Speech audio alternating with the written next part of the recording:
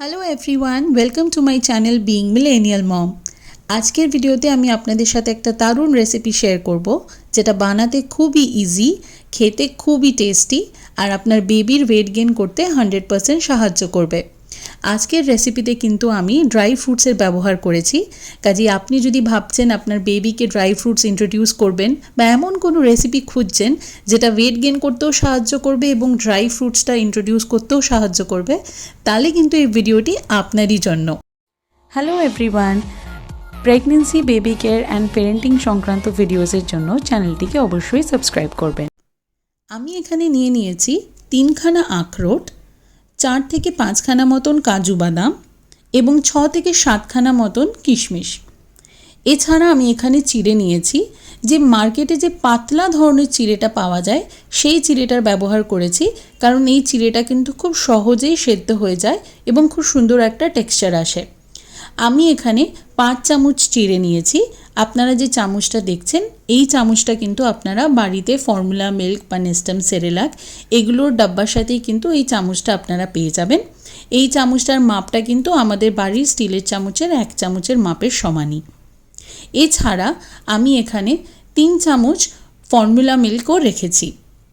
তার সাথে কিন্তু এখানে আমি 100 ml জল নিয়েছি। 3 চামচ যে ফর্মুলা মিল্কটা নিয়েছি সেটা কিন্তু ফর্মুলা মিল্কের যে চামচটা হয় সেই চামচের মাপে। ড্রাই ফ্রুটসগুলোকে আমি এখানে ঘন্টা খানেকের জন্য ভিজিয়ে রেখেছিলাম। আপনারা চাইলে তার বেশিক্ষণের জন্যও ভিজিয়ে রাখতে পারেন। প্রথমেই যে আমি 3 চামচ ফর্মুলা মিল্কটা দেখিয়েছিলাম, এখানে কিন্তু আমি ওই ফর্মুলা মিল্কটাকে 90 ml জলের মধ্যে ভালো করে গুলে রেখে দিয়েছি। আমি এখানে বেবির জন্য যে ফোটানো জলের ব্যবহার করি সেই জলের মধ্যেই কিন্তু গুলে রেখেছি। এই দুধটা কখন কিভাবে আমরা এই রেসিপিতে ব্যবহার করব সেটা কিন্তু আপনারা ভিডিওর শেষেই দেখতে পাবেন।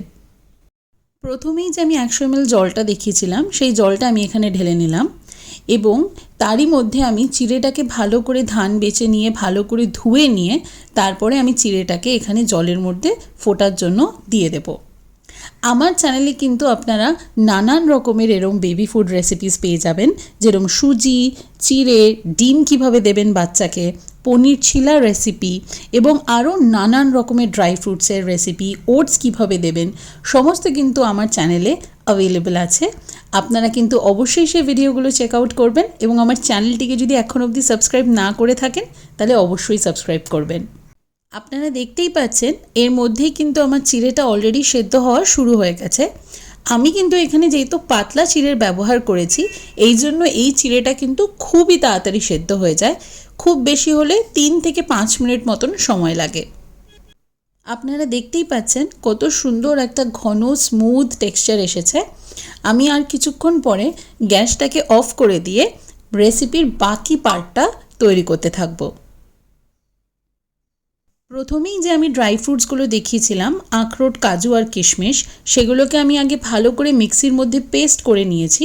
করে নেওয়ার পর 90 ml ফোটানো জলে যে 3 চামচ বেবির ফর্মুলা মিল্কটা আমি গুলে রেখেছিলাম সেটাকে আমি এখানে মিক্সির মধ্যে ঢেলে দিলাম। এবার সমস্ত জিনিসটাকে ভালো করে মিক্সির মধ্যে পেস্ট করে একটা সুন্দর মিশ্রণ তৈরি করে নেব।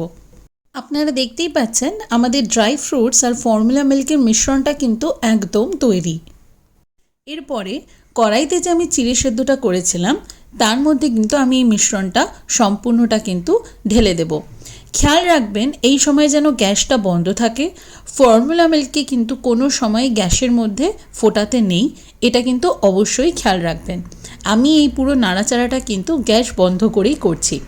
আপনারা দেখতে পাচ্ছেন কত সুন্দর একটা ক্ষীরের মতন টেক্সচার এসে গেছে। শুধু কিন্তু দেখতেই ক্ষীরের মতন লাগছে না, খেতেও কিন্তু খুবই সুস্বাদু হয় এই রেসিপিটা। এতে কিন্তু আমরা 1 ফোঁটাও চিনির ব্যবহার করিনি, যেহেতু আমরা এখানে কিশমিশের ব্যবহার করেছি সেই কারণে কিন্তু এটা ন্যাচারালি সুইট খেতে এবং বাচ্চাদের এই খাবারটা কিন্তু খুবই টেস্টি লাগে এবং আপনার বাচ্চার ওয়েট গেইন করতে কিন্তু 100% সাহায্য করবে। দারুণ একটা টেক্সচার এসেছে, বাচ্চাদেরকে সার্ভ করার জন্য কিন্তু একদম তৈরি। চিনি ছাড়া কিন্তু এরম একটা রেসিপি বেবিদের জন্য খুবই হেলদি। চিনিটা কিন্তু যতটা পারবেন বেবিদেরকে দেওয়াটা অ্যাভয়েড করবেন, কারণ ওটা কিন্তু বেবিদের জন্য খুবই ক্ষতিকারক। এবং এই রেসিপিটি যদি আপনাদের ভালো লেগে থাকে তাহলে আমার চ্যানেলটিকে অবশ্যই সাবস্ক্রাইব করবেন এবং বেল আইকনটি প্রেস করতে একদম ভুলবেন না, যাতে আমার নতুন ভিডিও আপলোড হওয়ার সাথে সাথেই আপনারা জানতে পেয়ে যান। Thank you.